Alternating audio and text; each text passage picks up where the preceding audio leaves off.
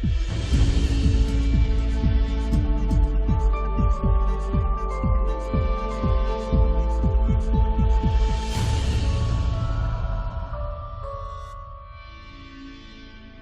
yang paling penting Mbak ini pertama itu bukan anaknya. Kalau anaknya dalam melakukan kesalahan, yang paling penting itu adalah orang tuanya dalam meresponi dan melihat kesalahan itu.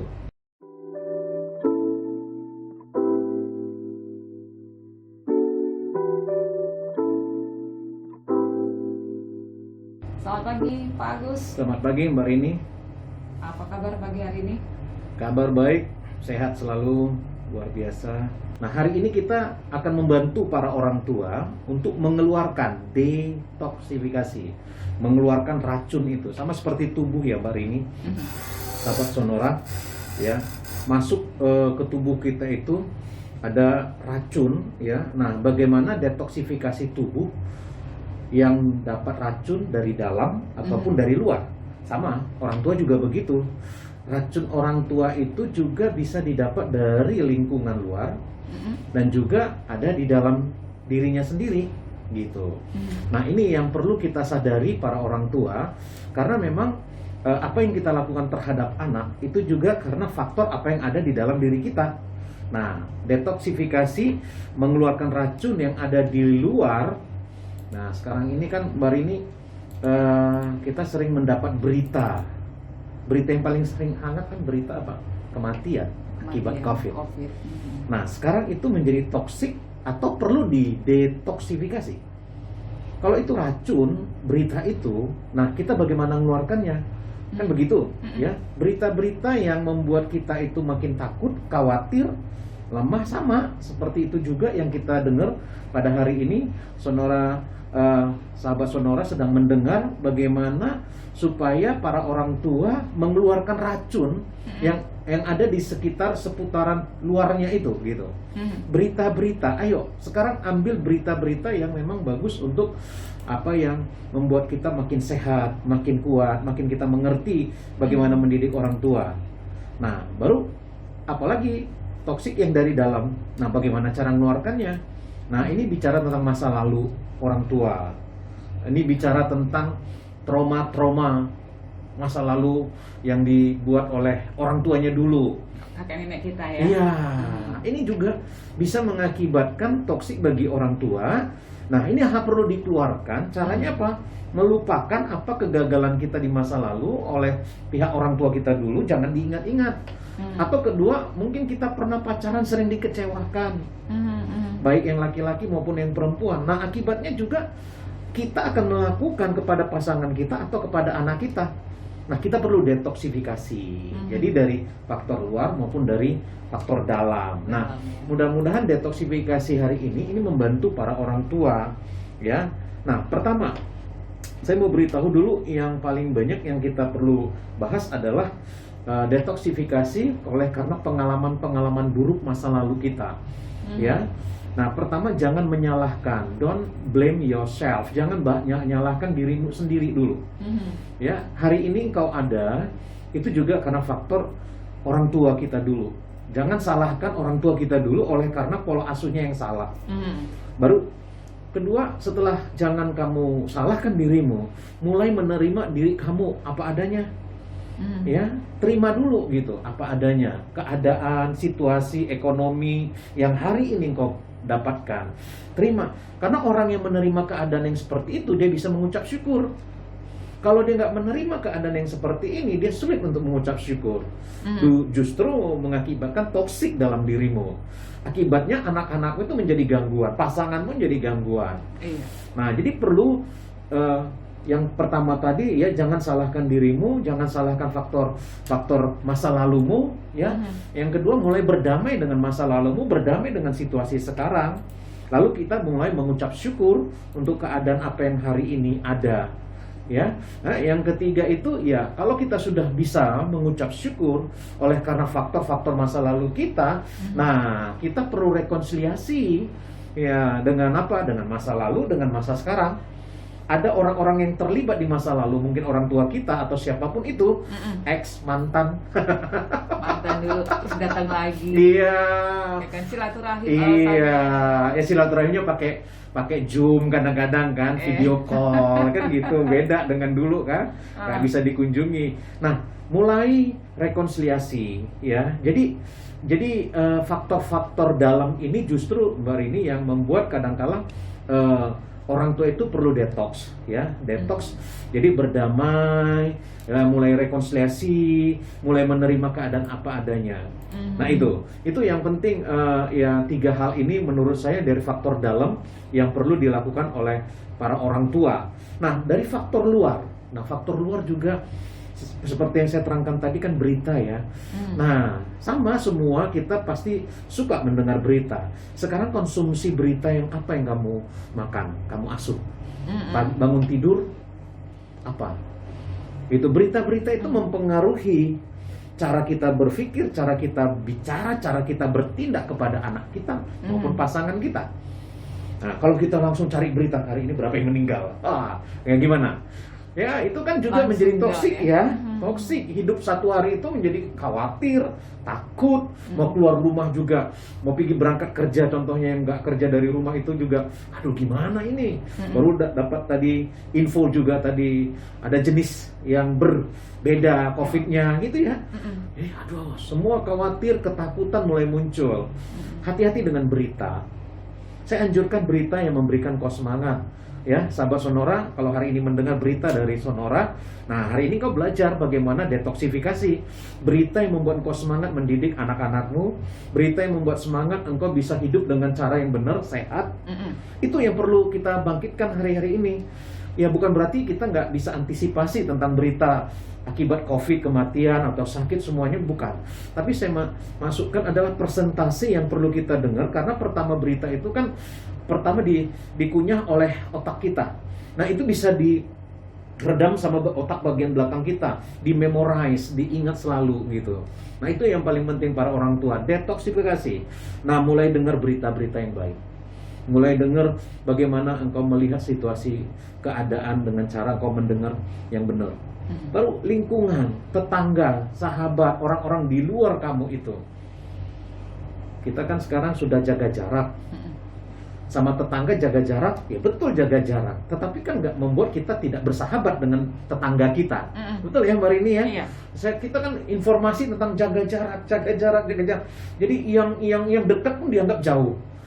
Ya kan gitu nih, kan? Ayo, bagaimana cara menyiasati tetangga-tetangga kita yang memang informasinya supaya jaga jarak, supaya jadi sepertinya tidak ada social community, ya komunitas-komunitas sosial itu sepertinya tidak ada. Bukan, kita bisa buat Zoom antar tetangga satu komplek. Nah yang ada di grup video call contohnya dibuat. Artinya itu kan mengikat silaturahim kita semua. Itu mengikat persaudaraan kita, karena manusia nggak bisa kehilangan identitasnya, makhluk sosial. Nah saya justru hari ini makin sibuk ya, karena memang Zoom itu dipakai semua. Kalau kita ikuti, kalau saya bisa ikuti, itu setiap jam tuh ada bentuk seminar, ada bentuk komunitas-komunitas kecil untuk undang kita untuk terlibat. Ya karena kita makhluk sosial. Jadi jaga jarak sekarang tuh memang secara fisik, tetapi ada hal-hal dipakai secara teknologi yang mungkin bisa membantu kita, hakikat kita sebagai makhluk sosial. Ayo. Jadi jangan dibilang saya tidak punya teman lagi sekarang, atau kita nggak bisa lagi ngopi sama-sama, kan gitu ya. Ayo dibuat dengan cara yang berbeda. Ayo ngopinya pakai Zoom. Iya, virtual semua gitu ya. Pasti berbeda ya, physically pasti berbeda ya, tetapi mari kita dapatkan sesuatu yang berbeda itu jadi bermakna. Iya. Ini sahabat Sonora, ini para orang tua ya. Jadi bukan karena faktor usia, bukan karena kita jaga jarak, bukan karena itu. Informasi nggak bisa kita cegah sekarang, tapi kan bisa kamu tutup telingamu. Kamu nggak punya hak untuk menutup mulut mereka yang mengeluarkan informasi. Nah inilah pentingnya untuk informasi itu. Oke, nanti kita bakal bahas mengenai detoksifikasi orang tua, hal-hal yang perlu dilakukan dalam hal detoksifikasi orang tua, dan hal-hal yang seharusnya tidak dilakukan. Seperti Iya, itu ya Pak betul. Agus ya. Sebelum saya masuk ke do and don't, Mbak Rini, sahabat Sonora, nah para orang tua perlu memahami bahwa di dalam diri anak atau di dalam diri kita itu ada yang namanya tritunggal otak tritunggal. Supaya kita memahami nih, kadang-kadang kan kita melabel anak ini bandel, anak ini sering ngeyel gitu ya. Nah ini 3 otak ini mungkin bisa mengerti sehingga kita orang tua bisa mengerti, oh anak saya rupanya ada otak yang berfungsi untuk ini gitu. Nah, saya jelaskan dulu Pak Rini ya. Ini untuk semua, bukan hanya anak-anak. Ada namanya otak tritunggal. Yang pertama itu otak bawah yang disebut pusat alarm. Otak bagian bawah. Nah, semua manusia itu dilahirkan dengan bagian otak yang berkembang sempurna ya. Salah satu fungsi otak bagian bawah itu adalah mengelola sistem respon melawan atau lari. Oke. Jadi kita udah mulai melihat ya. Nah ini, jadi kita yang punya anak, ibu-ibu, bapak-bapak, oh iya kenapa anakku sering disuruh lari, melawan, karena Menghindar ada, ya? iya menghindar, karena ada otak bagian bawah, itu tetap ada. Nah ini memainkan peran penting dalam cara kita menangani stres dan bahaya di lingkungan.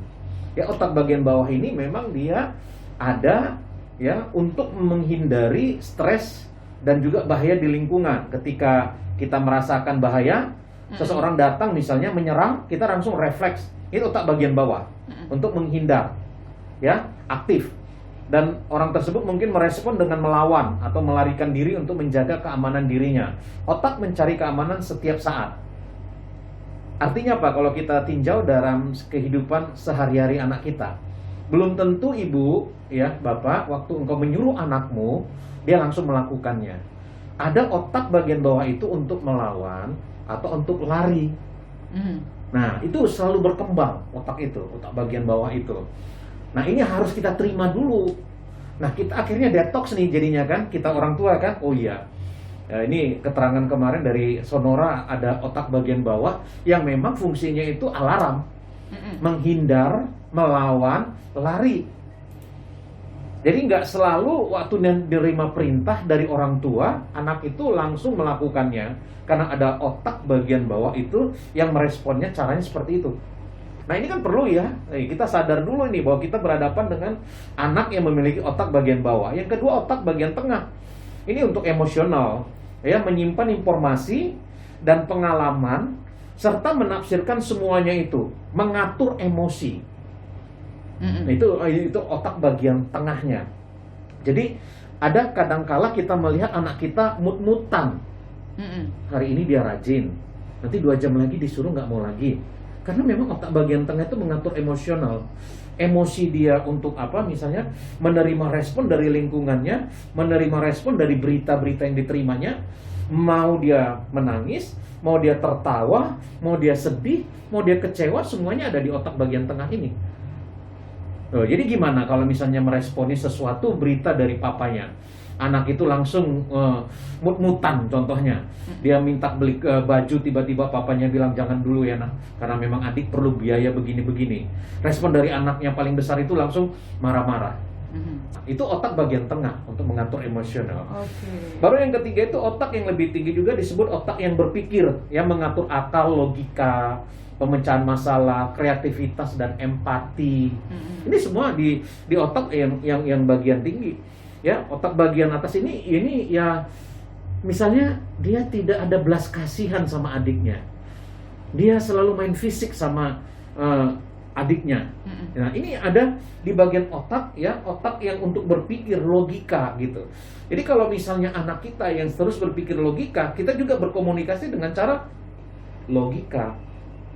Anak yang empatinya itu mungkin rendah, nah kita sulit untuk berpikir dia belas kasihan, empati belas kasihan. Nah kita juga harus atur supaya empatinya itu keluar. Nah 3 bagian otak ini ada di dalam diri anak kita. Sadar dulu para orang tua. Jadi kalau kita sudah mulai sadar ya, kita mulai menyadari bahwa respon setiap anak itu beda-beda. Oke, berarti di sini detoksifikasi orang tua yang mau kita bahas itu adalah detoksifikasi diri sendiri sebagai orang tua ya Pak Agus. Betul, betul. Menyadari bahwa manusia yang dihadapkan itu, anak-anak kita contohnya itu semuanya beda-beda. Nah, kenali dulu tadi di bagian otak aja kita berbeda-beda, fungsinya berbeda-beda. Dominasi dari setiap otak itu setiap anak beda-beda. Ada yang responnya cepat, ada yang responnya lambat. Loh, ada yang memang dia empati, belas kasihannya main, ada yang logika aja. Itu untuk bagian atas tuh logika, berpikir logika. Ya kalau aku kasih, aku pinjamkan, nanti aku untuk apa? Dihitungnya gitu, rugi untungnya. Ada anak yang begitu, yang empatinya memang low gitu. Nah, jadi kalau orang tua menyadari bahwa di bagian otak anak kita itu ada bagian-bagian yang mengatur emosionalnya, logikanya, yang mengatur bagaimana dia berespon, lari, melawan. Nah, akhirnya kita kan detox ya. Oke, berarti saatnya belum untuk menyampaikan ini. Nah, itu dulu yang perlu kita sadari. Nah, setelah kita mulai sadar bahwa anak kita itu memiliki 3 bagian otak yang mengatur respon dia, baru kita mulai masuk kepada do and don't. Jadi yang perlu dilakukan oleh orang tua dalam hal ini apa aja, Pak Agus?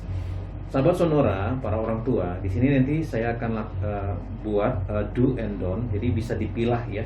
Nah, pertama ini ya yang perlu diingatkan kita pada para orang tua adalah bagaimana kita menegur anak. Waktu anak ada dalam posisi yang salah, seperti tadi kita diskusi. Nah, orang tua melihat sisi apa nih sekarang waktu melihat anak melakukan kesalahan? Ya, kesalahan yang benar itu adalah apa yang anak pelajari agar anak kita bisa bertumbuh. Tujuannya bukan hasilnya, bukan hasil akhir, tapi tujuannya adalah pertumbuhan yang tiap hari, prosesnya. Ingat dulu. Jadi waktu dia salah, jangan lihat hasil akhirnya orang tua. Sering sekali kita melihat hasil akhir yang diperbuat oleh anak, makanya kita langsung emosi, langsung toksik kita, mengeluarkan kata-kata racun, mengeluarkan kata-kata merendahkan kepada anak. Tetapi coba kita sadari bahwa kita sedang berhadapan dengan anak yang tadi saya katakan ada 3 bagian otak yang menguasai dalam dirinya. Dominasi dari setiap anak itu juga beda-beda. Nah, waktu kita tegur dengan cara kita, mungkin aja nggak bisa masuk bagi anak kita. Nah, akhirnya kita melihat, ingat, waktu kita tegur tujuannya kita adalah menolong dia, membantu dia. Untuk apa? Untuk anak ini bisa bertumbuh. Waktu dia mengalami kesalahan, ada jalan keluar, ada penerimaan yang dilakukan oleh orang tua. Nah, makanya jangan langsung ditolak dulu anaknya. Cara kita mengkomunikasikan hukuman, cara kita mengkomunikasikan disiplin nanti nggak bisa tercapai waktu kita melihat hanya di posisi salah. Makanya jangan lihat hasil akhir dulu, jangan lihat ruginya. Misalnya anak yang sudah bisa ngemudi tapi belum punya SIM tiba-tiba nabrak. Nah, kita kan orang tua langsung, aduh berapa lagi nih biayanya. Nah, hasil akhir itu kadang-kadang membuat kita toksik jadinya. Akhirnya kita nggak bisa melihat dari sisi menolong anak untuk bertumbuh. Jadi lakukan diskusi dulu para orang tua.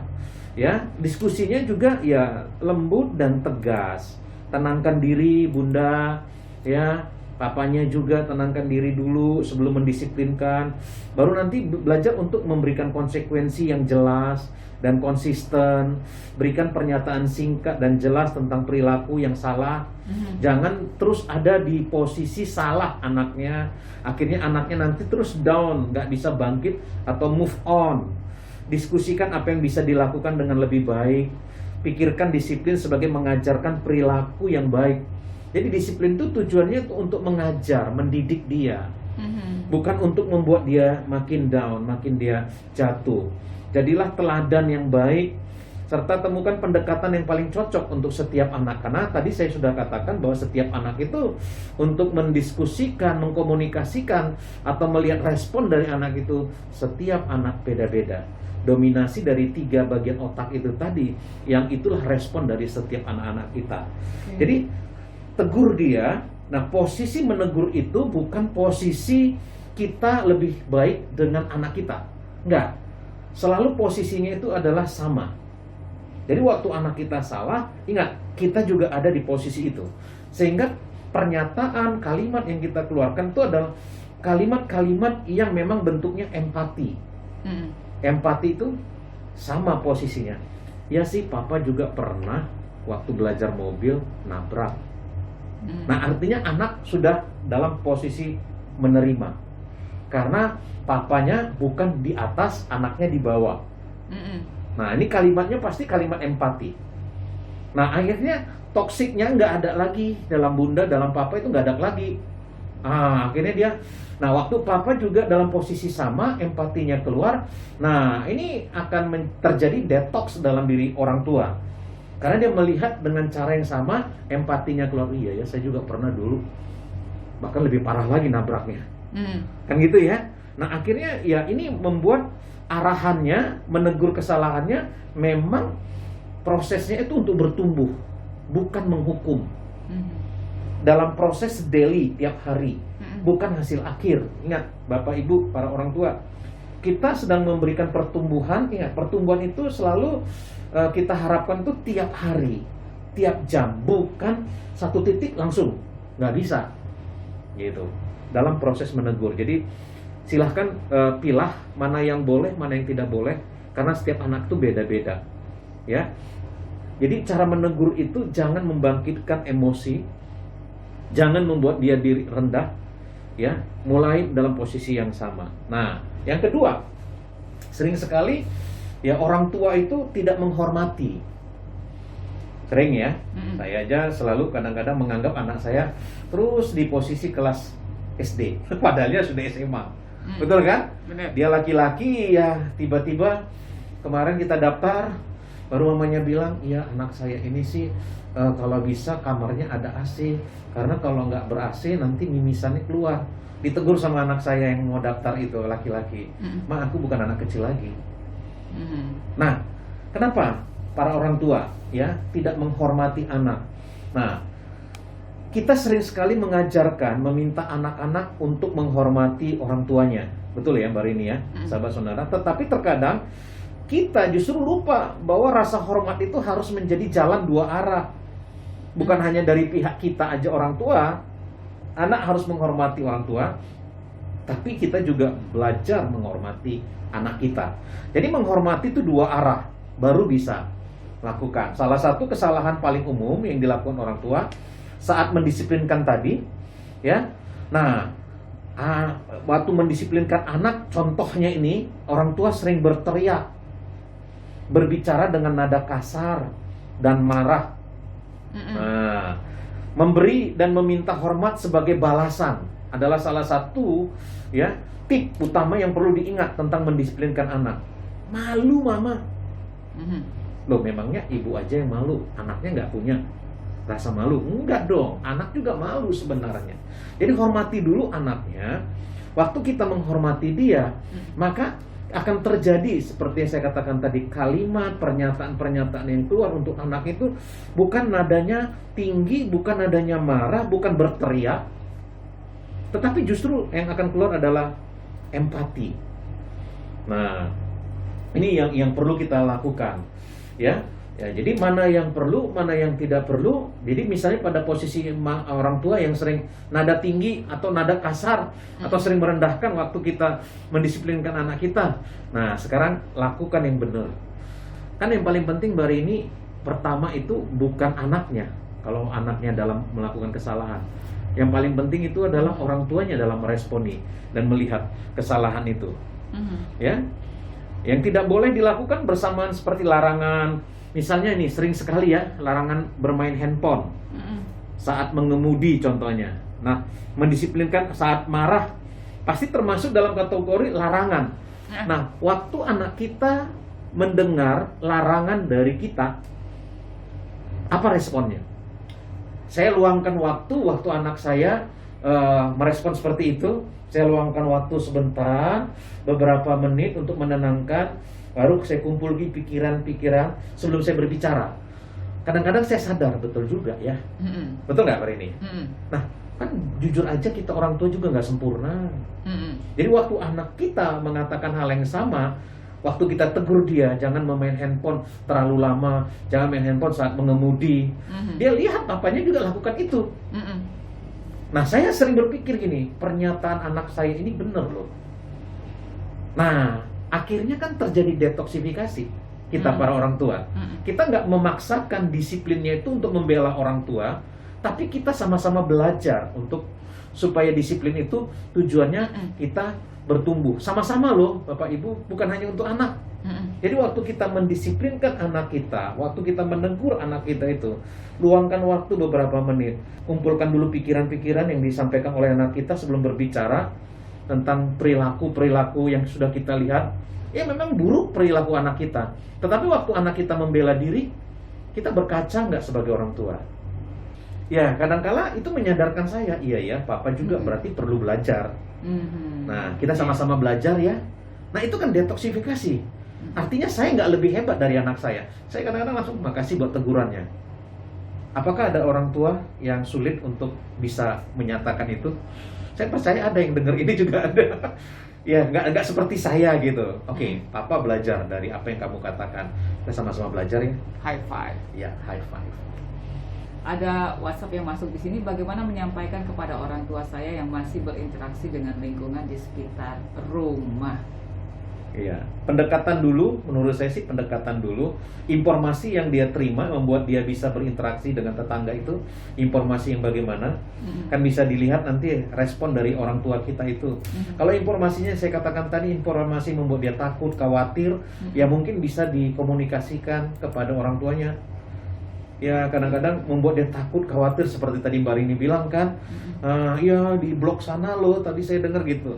Nah sekarang tanya orang tuanya, dapat informasi seperti itu membuat senang, membuat bahagia, atau membuat takut? Ditanya dulu gitu, disadarkan. Kalau memang orang tuanya bilang, iya takutlah, khawatirlah, nah apa yang harus dilakukan? Kan begitu, jadi dikomunikasikan aja dulu. Kalau memang buahnya itu adalah kekhawatiran, ketakutan, dia perlu direduce, perlu dikurangi. Cara menguranginya biarkan aja, sadarkan dia gitu untuk tidak melakukan itu. Itu menurut saya. Tapi pasti ada dong hal yang menjadi catatan kita untuk tidak kita lakukan juga kan ya. Itu apa aja Pak Agus? Iya. Yang sering kita tidak lakukan itu kepada anak kita, kadangkala kita anggap bahwa anak kita ini masih kecil. Membantu anak-anak Anda dalam setiap hal kecil gitu, ini jangan. Waktu kita membiarkan dia mengerjakannya, ingat loh Bunda, umur 3 tahun anak itu sebenarnya sudah bisa memakai sepatu sendiri, mengikat tali sepatunya, memakai kaos kakinya. Kenapa harus dibantu? Membantu anak-anak dalam setiap hal yang kecil itu kadangkala membunuh potensinya. Jangan lakukan itu. Waktu kita biarkan dia melakukannya, artinya kita sedang menghormati dia, semua potensi yang ada dalam dirinya. Jadi silahkan aja. Bukan salah benarnya. Waktu dia mencoba, salah hasilnya, bukan itu tujuannya. Ingat tadi yang awal saya bilang, tujuannya adalah proses, bukan hasil akhir. Prosesnya itu benar, saya percaya hasil akhirnya pasti benar. Lalu yang kedua, yang down itu menemukan hobi mereka. Yang menemukan hobinya orang tuanya loh. Nah sekarang kita nentuin ya. Iya, gitu, ditentukan sama orang tuanya hobinya. Papanya suka mancing, dipaksanya anaknya juga ikut mancing. Nah itu nggak boleh. Nah, lalu seperti saya ya, yang seperti saya tadi katakan, kadangkala kita melihat anak kita itu masih kecil, jadi perlu dituntun terus, bahkan sampai hobinya pun kita yang menentukan. Itu nggak boleh. Ya. Lalu ambil penghargaan, ya, ambil penghargaan atas kesuksesan anak kita. Siapa sih nggak bangga orang tuanya waktu anaknya sukses? Tapi pertanyaan saya, waktu anaknya nggak sukses, gimana wajah kita? Ranking berapa? Ranking 18 dari 20. Kadang berarti kan kita mengambil penghargaan diri kita itu dari apa yang dilakukan oleh anak. Itu nggak boleh.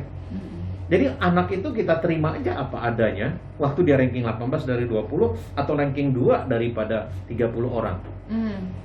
Jujur kalau memang kita lihat anak kita sukses, berhasil, siapa?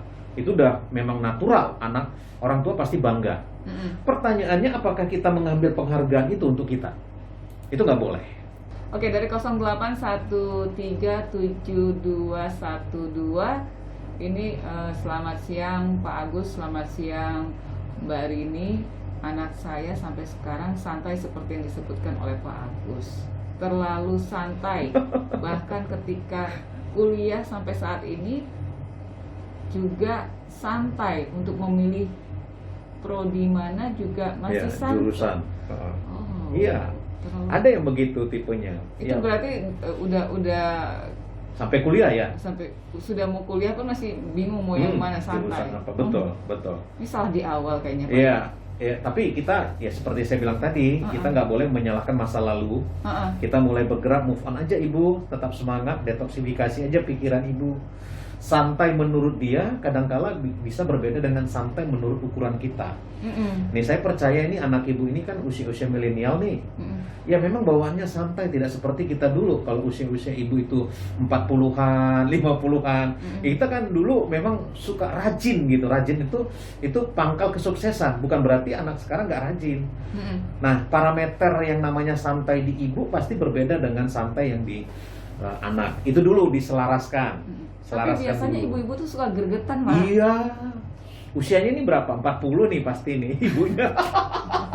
Yang memang gini, yang suka aktif, rajin, pokoknya segala sesuatu pakai fisik gitu, maksudnya tetap lakukan gitu. Nah, anak sekarang ibu kadang-kadang bundanya udah capek, gimana ya cara nyarinya gimana ya? Tiba-tiba anaknya nekan tombol aja, ini semua ada di caranya. Orang tuanya bingung nih, membuka sesuatu yang rusak nih peralatannya. Dia tinggal buka aja, anak saya tinggal buka tek ini Pak caranya. Jadi santai menurut dia dengan santai menurut kita. Nah, sampai menentukan jurusan, betul. Yang menentukan jurusan ini memang Ibu harus diajari pilihan. Mungkin sering sekali orang tua, maaf ya Ibu, yang sering menentukannya itu ibu atau bapak. Ayah waktu menentukan jurusan pun sekarang dia kebingungan. Nah, jadi bukan kita menyesali masa lalu kita, bagaimana pola asuh kita dulu. Tidak apa-apa, hal-hal yang kecil mulai aja dia buat pilihan. Nah, ibu kasih pilihan sama dia. Kalau deadline-nya kamu nggak selesai atau kamu nggak bisa menentukan jurusannya, apa yang akan kamu lakukan? Jadi pancing pertanyaan-pertanyaan untuk dia bisa memutuskan. Jadi kita buat stimulasi pertanyaan untuk bisa dia memutuskan. Ingat, keputusan itu harus dari dia ibu, jangan dari kita orang tua. Supaya apa? Supaya ibu atau orang tua itu aman. Jangan nanti dibilangnya ini kan keinginan mama jurusan ini. Akhirnya dia gagal, disalahkannya orang tua. Cari aman ya. Iya, biarkan dia memutuskan. Kita hanya membuat pilihan. Ibu silakan buka besar, banyak sekali di situ untuk belajar bersama. Dan ibu bisa bantu dia apa yang paling dia senangi untuk menentukan jurusannya. Oke. Ada lagi Don Pak, ini waktu kita juga Oh iya, sudah. satu lagi, ini sering nih, satu lagi. Mewakili bicara untuk anak. Itu sepertinya saya banget. Gini ya Om, karena si Anto nggak bicara, jadi saya yang bicara mewakili dia. Nggak bisa. Walaupun mungkin dia umurnya berapa tahun, yang ngelocehnya gimana, masih kecil gitu, nggak bisa. Itu suara hati dia. Izinkan dia bicara untuk mengeluarkan semua unek-uneknya. Baik kadang-kala ngucapnya mungkin salah atau lafalnya salah. Bukan itu tujuan kita. Karena waktu kita memberikan dia untuk bicara, artinya memberikan dia satu kehormatan untuk mengeluarkan pendapatnya. Jangan wakili anakmu untuk bicara, kecuali anaknya tadi nggak bisa bicara. Jadi silakan, ya, jangan mewakili. Sering sekali kita anggap itu bagus ya, mewakili anak saya bicara, orang tuanya yang ngomong. Jangan, ya, jangan itu jangan. Oke. Ternyata selama ini Don yang untuk detoksifikasi orang tua ternyata yang sering kita lakukan juga ya Pak ya. Betul, betul. Nggak sadar ya Pak. Nggak sadar. Gitu. Oke. Sahabat Sonora, terima kasih untuk Anda sudah bergabung bersama Sonora Siang Parenting bersama Mega Quality. Yang sudah berinteraksi juga terima kasih. Saya Rini Aprianti undur diri dari Sonora Siang Parenting bersama Mega Quality. Kita ketemu lagi 2 minggu depan ya Bagus ya. Ternyata kalau saya berpikir ketika detoksifikasi orang tua ini adalah bagaimana kita mendetoks pikiran atau tingkah laku orang tua kita. Nah, ternyata itu semuanya juga dimulai dari kita sendiri. Kita sendiri. Berarti harus ada juga detoksifikasi anak-anak. Oh iya, ada. Sampai jumpa Pak Agus. Ya, Terima kasih. Terima kasih.